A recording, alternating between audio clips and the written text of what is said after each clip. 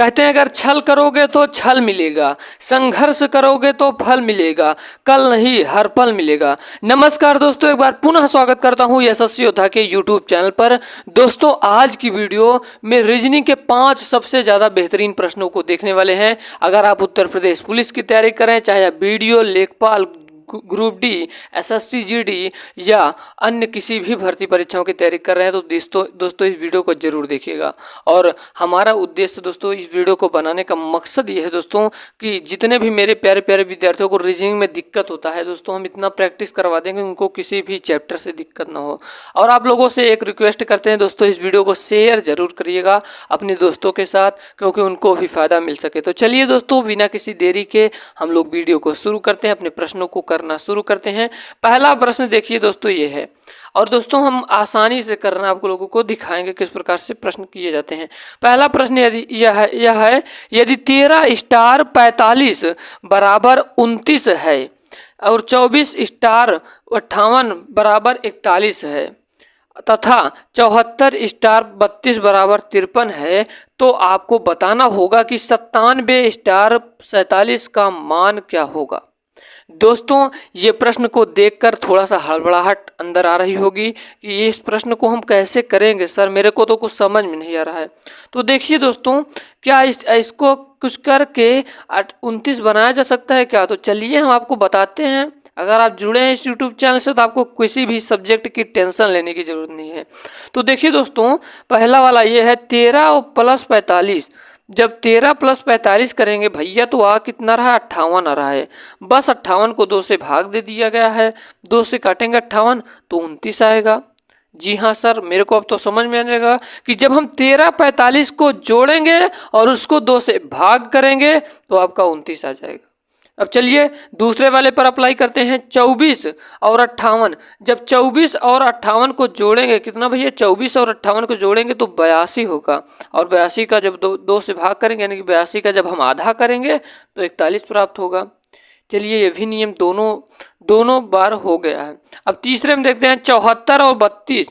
74 और 32 जोड़ेंगे दोस्तों तो 106 होगा, और जब हम 106 का आधा करेंगे तो 53 होगा। बिल्कुल यही रूल फॉलो हो रहा है। तो चलिए हम इस प्रश्न का जवाब देते हैं। 97 और स्टार 47 है, तो पहले हम लोग 97 और 47 को जोड़ेंगे। अब हम कट कर दे रहे हैं, अब हम आप लोग समझ गए होंगे। पहले हम करेंगे क्या, 97 और 47 को जोड़ेंगे। 97 47 को जोड़िए कितना होगा, 7 7 14 की 4 हासिल 1, 9 4 13 1 14, 144 बटे 2। 144 का आधा कितना होगा भैया, 144 का आधा 72 होगा। ऑप्शन नंबर बी वाला सही हो जाएगा। चलिए हम आपको फिर से एक बार रिवीजन करा देते हैं, क्योंकि बहुत सारे विद्यार्थियों को एक बार में नहीं समझ में आता। तो कोई बात नहीं, आप टेंशन मत लीजिए। देखिए दोस्तों, ये प्रश्न कह रहा है कि 13 स्टार 45 बराबर 29 है, 24 स्टार 58 बराबर 41 है तथा 74 स्टार 32 बराबर 53 है, तो आपको बताना है 57 स्टार 47 का मान। तो दोस्तों देखिए, जब हम 45 और 13 को जोड़ेंगे तो 58 प्राप्त होगा ना, और जब हम 58 का आधा कर देंगे तो 29 आ जाएगा। जी हाँ, आप तो समझ में आने लगा। और जब हम 24 को और 58 को जोड़ेंगे तो 82 प्राप्त होगा, और 82 का आधा यहाँ पर लिख दिया गया है 41। ठीक है, उसके बाद ये वाला देखिए, 74 और 32 को बिल्कुल इसी प्रकार से जोड़ेंगे तो 106 प्राप्त होगा, और 106 का आधा 53 होगा। उसी प्रकार से हमको इसको भी करना है। 57 और 47 को जब हम जोड़ेंगे दोस्तों तो कितना प्राप्त होगा, तो 144 प्राप्त होगा, और 144 का जब हम आधा करेंगे तो 72 होगा। यानी कि correct answer option number B वाला। उम्मीद करता हूँ ये प्रश्न आपको बिल्कुल आपके दिमाग में घुस गया होगा। चलिए अब हम लोग चलते हैं अपने दूसरे नंबर के प्रश्न की ओर। अगर आप दोस्तों किसी भी भर्ती परीक्षाओं की तैयारी कर रहे हैं तो हमारे वीडियो को लाइक करिएगा और चैनल पे जरूर सब्सक्राइब करिएगा चैनल को दोस्तों, क्योंकि आप लोगों को ये निःशुल्क शिक्षा प्रदान करता रहेगा। ठीक है, अगला प्रश्न देखिएगा भैया, 82 से 36 बना तो 91 से क्या बना। पहली चीज, जब इस प्रकार के प्रश्न आ जाए तो आपको कुछ करना नहीं, आपको केवल देखते ही इसको आंसर बताना। देखिए, जब हम 8 में से जब 2 जाएगा, 8 है और 2 है, जब हम 8 में से 2 जाएगा तो कितना बचेगा, 6, और जब हम 6 का स्क्वायर कर देंगे तो कितना होगा, 36 हो जाएगा। यही चीज बिल्कुल यहाँ पर लिखा है, यही आपको समझना रहता है। या तो जोड़ के आपको स्क्वायर करना रहता है, या तो आपको घटा के स्क्वायर करना रहता है, या तो उसको 3 गुणा जैसे यहाँ पे कई बार दे देता है कि 12 से यहाँ पर अनुपात लगा रहता है बंचू, यहाँ पर दे देता है 48 कैसे बना। तो आपको दिमाग लगाना होगा कि यहाँ पर 12 से 4 का गुणा हुआ है ना, 12 चौक 48। तो इसी प्रकार के इस टाइप का प्रश्न पूछता है, ज़्यादा हार्ड नहीं, तो बस आपको दिमाग लगाना है। इस प्रश्न को करने के लिए दोस्तों देखिए किया क्या गया है, फिर से एक बार हम आपको रिवीजन करा देते हैं, बता देते हैं। 8 में से 2 गया भैया, 6 बचा।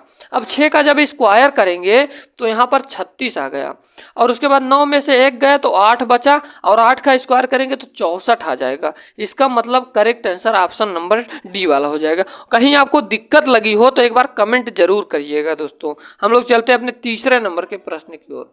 आपका तीसरा नंबर का प्रश्न यह है दोस्तों, कह रहा कि दिए गए विकल्पों में से विषम संख्या को चुनना है। तो देखिए 121 भी विषम है, और 133 भी विषम है, और 177 भी विषम है, तो 100 और 153 भी विषम है। सर अब हम करें क्या, मेरे को समझ में नहीं आ रहा। तो देखिएगा बड़े ध्यान से दोस्तों, जब इस टाइप के प्रश्न आ जाएं तो आपको एक चीज माइंड में रखना होगा, ये तो आपको स्क्वायर और ये तो आपको क्यूब कोई ना कोई मिल जाएगा। ठीक है, इन चीज़ों को ध्यान रखिएगा। पहले आपको ढूंढना क्या है, स्क्वायर क्यूब ढूंढना है दोस्तों, उसके बाद अपना दिमाग लगाना होगा। सम है कि विषम है, अभाज्य है, उसके बाद आपको थोड़ा सा दिमाग लगाना होगा। तो देखिएगा दोस्तों, आप इन संख्याओं में देखिए कि ये क्या है, ये 11 का स्क्वायर है भैया। ये जो 121 है ये 11 का स्क्वायर है। 11 स्क्वायर मतलब 11 का स्क्वायर मतलब क्या होता है दोस्तों, 11 का वर्ग है। 11 का जब 11 से गुणा करेंगे तो 121 प्राप्त होगा। ठीक है, और बाकी ये संख्याएं ना तो किसी का वर्ग है और ना ही किसी का घन है। इसका मतलब सर समझ में आ गया। इसका मतलब दोस्तों correct answer option number A वाला हो जाएगा। क्यों होगा, क्योंकि यह 11 का वर्ग है, बाकी ना तो कोई वर्ग है और ना ही कोई घन है, यानी कि क्यूब है। उम्मीद करता हूं ये 3 नंबर का प्रश्न भी समझ में आया होगा। चलिए दोस्तों, अब हम लोग चलते हैं अपने चौथे नंबर के प्रश्न की ओर। हम बार बार कह रहे हैं, अगर आपको कहीं भी डाउट लगे तो आप कमेंट बॉक्स में जरूर बताइए कि सर मेरे को ये वाला प्रश्न नहीं समझ में आया, फिर से समझाइए, तो हम आपको अगली वीडियो में समझाएंगे। चलिए हम लोग चलते हैं अपने अगले प्रश्न की ओर। आपका अगला प्रश्न आपकी स्क्रीन के सामने है। तो अब हम लोग देखते हैं 4 नंबर के प्रश्न की ओर दोस्तों। और दोस्तों आप सभी से एक उम्मीद करता हूं कि आप लोगों को वीडियो पसंद आ रही होगी। और हाँ, एक आपसे रिक्वेस्ट है, अगर कहीं नहीं समझ में आ रहा है बार बार, तो फिर से आप कमेंट बॉक्स में कमेंट करिए कि सर मेरे को यहाँ पर नहीं समझ में आ रहा है, फिर से बताइए, मैं एक वीडियो सलाह दूंगा। पर जिस प्रकार से पढ़ा रहा हूँ हमको नहीं लग रहा है किसी भी विद्यार्थियों को दिक्कत हो रही होगी। देखिए भैया, यदि गुणा का अर्थ प्लस है और प्लस का अर्थ भाग है और माइनस का अर्थ गुणा है और भाग का अर्थ माइनस है, यानी कि दोस्तों ये जो प्रश्न दिया गया है यहाँ पर जो गुणा है भैया यहाँ पर आपको प्लस रखना होगा, और जो माइनस है भैया यहाँ पर माइनस के स्थान पे आपको गुणा रखना होगा, और जो प्लस है यहाँ पर प्लस के स्थान पे भाग को रखना होगा। चलिए हम करके आपको दिखाते हैं।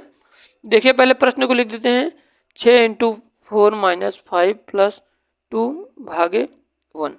देखिएगा यहाँ गुणा है ना भैया, यहाँ पर गुणा के स्थान पे बोला है प्लस आपको रखना है, तो 6, इस पेन से हम लिखते हैं 6 प्लस, गुणा के स्थान पे प्लस लिखना है, 6 + 4, माइनस के स्थान पे दोस्तों देखिए गुणा लिख करना है, गुणे 5, फिर से प्लस के स्थान पे भाग करना है, और भाग के स्थान पे क्या करना है दोस्तों, भाग के स्थान पे -1।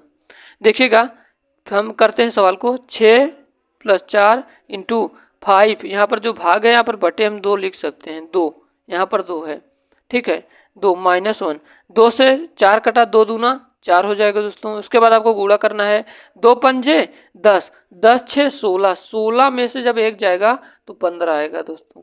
ऑप्शन नंबर डी वाला से हो जाएगा। उम्मीद करता हूं दोस्तों ये वाला प्रश्न आपके समझ में आया होगा। दोस्तों जब इस प्रकार के प्रश्न आ जाए तो आपको कुछ करना नहीं है, आपको गुणा का अर्थ दिया है, गुणा का अर्थ प्लस है, यानी गुणा के स्थान पे आपको प्लस लिखना है, माइनस दिया है, माइनस के स्थान पे आपको गुणा लिखना है, यहाँ पर देखिए दिया है, भाग का अर्थ होता है, भाग का अर्थ माइनस, यानी कि भाग के स्थान पर आपको माइनस रखना है, और ठीक है इसी प्रकार से आपको रखकर आपको हल कर देना है।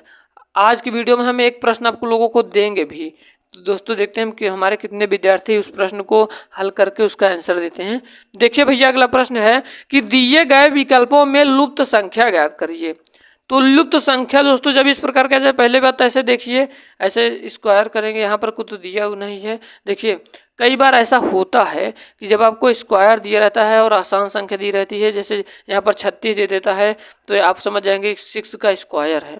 यहाँ पर उसके बाद 19 का जब वर्ग करेंगे तो देखेंगे इस ऑप्शन में दिया रहता है तो आपका सही हो जाता है। तो ये प्रश्न इस प्रकार से नहीं है दोस्तों।